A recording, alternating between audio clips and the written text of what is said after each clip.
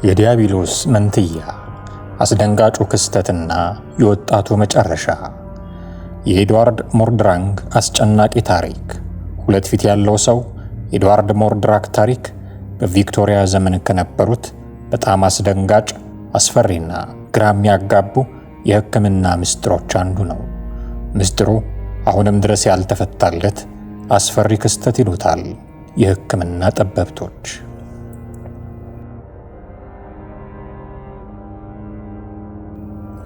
እጅግ በጣም ከሚገርም የሰው ልጅ ስነ ተፈጥሮ አፈጣጠር ታሪክ ውስጥ እጅግ አሳዛኝና አስደናቂ ታሪኮች አንዱ የሆነው የ19ኛው ክፍለ ዘመን የእንግሊዝ ገዢዎች ቤተሰብ የሚወለደው የኤድዋርድ ሞርዳኬ የሚባል ወጣት ታሪክ ነበር።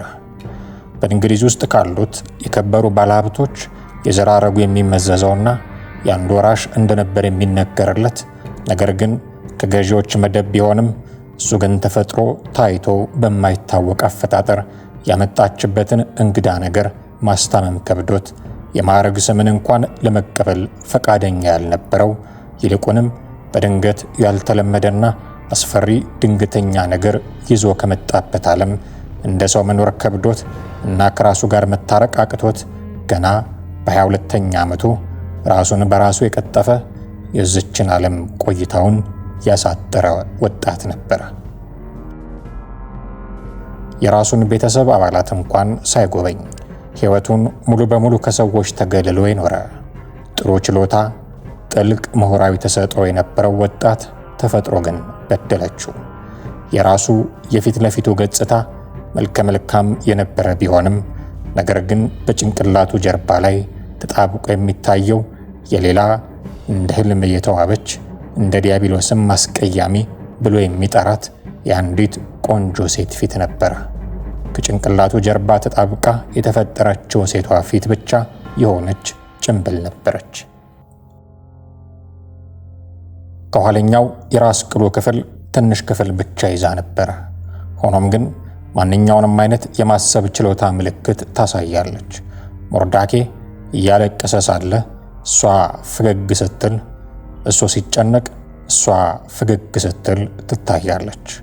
አይኖቿ የተመልካቹን እንቅስቃሴ ይከተላሉ። ከንፈሮቿ ሳያቋርጡ እንደሚያወራ ሰው ይንቀሳቀሳሉ። ሆኖም ግን ምንም ድምፅ አያወጡም። ነገር ግን ለመርዶክዮስ ለራሱ ብቻ በሌሊት አስፈሪ ከቶ የማትተኛ በቃ በገሃነም ውስጥ ብቻ ስለሚናገሩ ነገሮች ለዘላለም ታናግረኛለች ይል ነበር።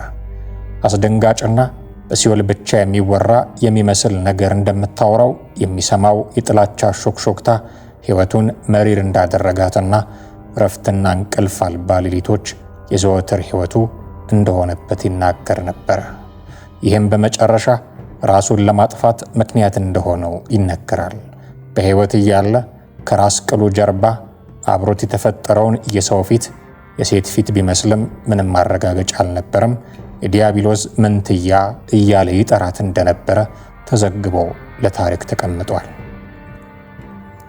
በመጨረሻም ሕይወቱን ለማጥፋት ሲወስን በሞት እንኳ እንደ ሰው መስዬ እንድቀበር ታደርጉ ዘንድ ጋኔን መንትያዬን ከራስ ቅሌ አንስታችሁ እንድትቀብሩኝ ስል እለምናችኋለሁ፣ በመቃብሬ ውስጥ አስፈሪ ሾክሾክታውን እንዳይቀጥል በማለት የጋኔኑ ፊት ከመቀበሩ በፊት እንዲጠፋ የሚጠይቅ ደብዳቤ በመተው በራሱ ጥያቄ መቃብሩን የሚያመለክት ድንጋይ ወይም አፈታሪክ በሌለበት በረሃ ውስጥ ገብቶ እንዲቀበር የሚል ደብዳቤ ትቶ ሞተ። በዘመኑ የነበሩ ሐኪሞችን ያስለቀሰ፣ የማይጠፋ የህሊና ጠባሳን ያሳረፈ፣ ሳይንስን ግራ ያጋባ ክስተት ሆነ።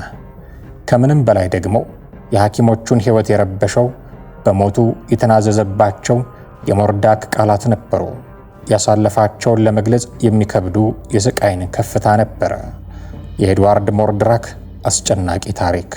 ሁለት ፊት ያለው ሰው ኤድዋርድ ሞርድራክ ታሪክ በቪክቶሪያ ዘመን ከነበሩት በጣም አስደንጋጩና አስፈሪ እና ግራ የሚያጋቡ የሕክምና ምስጢሮች አንዱ ነው።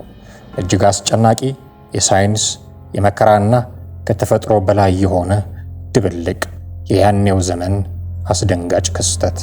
የ19ኛው መቶ ክፍለ ዘመን እንግሊዛዊ መኳንንት ቤተሰብ እንደነበር የሚነገርለት የ22 ዓመት ወጣት ሞድራክ የተወለደው ክራኒዮፋሻል ብዜት ተብሎ በሚታወቅ ያልተለመደ የአፈጣጠር እንግዳ ችግር ሲሆን ይህም በጭንቅላቱ ጀርባ ላይ ሁለተኛ ፊት እንዲይዝ አድርጎታል። ይህ ሁለተኛው ፊት በሚገርም ሁኔታ ለብቻው የማሰብ ችሎታ እንዳለው የሚያስገምት ገላጭ የፊት ገጽታ ያለው ነበረ። ምንም እንኳን በፈቃደኝነት መብላት፣ መናገር ወይም መንቀሳቀስ ባይችልም ኤድዋርድ በሌሊት ፈገግ ማለት፣ ማልቀስና ሾክሾክታ ሊነግረው እንደሚችል ተናግሯል። ሌላ ማንም ሊሰማው የማይችለውን አስፈሪ ነገር ተናግሯል ይል ነበረ። እሱ መንትያ ጋኔን ሲል ገልጾታል። ይህም ሁኔታ ማለቂያ በሌለው ሁኔታ ያሰቃየው ነበረ፣ በተለይም በጨለማና ጸጥታ ሰዓታት። በወቅቱ ማንም ዶክተር ክስተቱን ሊያብራራ የሚችል አልነበረም። እናም ሁሉም ለመርዳት አቅም አልነበራቸውም። መንትያ ፊቱ የሕክምና ሎጂክን የሚያመክንና የወጣቱን የአእምሮ ስቃይ የጨመረና የስቃዩን ጥልቀት የሚረዳ ያጣው ወጣት ኤድዋርድ ፊቱ እንዲወገድለት ለመነ። ነገር ግን አንድም የቀዶ ጥገና ሐኪም ሊደፍር አልሞከረም።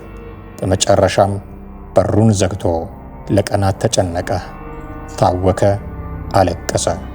ከዚያም በአንዲት የማስታወሻ ደብተር ብዕሩን አውጥቶ ጻፍ አደረገ። ከዚያም በ23 ዓመቱ ኤድዋርድ ሞርድራክ የማካብሬ አፈታሪክን ትቶ የራሱን ሕይወት አጠፋ፣ ላይመለስ አሸለበ። የእሱ ጉዳይ በሕክምና ሳይንስና ከተፈጥሮ በላይ በሆነ አስፈሪ ተፈጥሮ መካከል ያለውን መስመር ማደብዘዙን ቀጥሏል። የእሱ ታሪክ አሁንም በሕክምና ጽሑፎችና አፈታሪኮች ውስጥ ይታያል።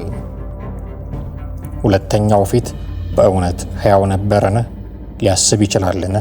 በመጨረሻው ተስፋ በቆረጠበት ሰዓቱ ምን የማይነገሩ ነገሮች በሾክሾክታ ተናግሮት ይሆን?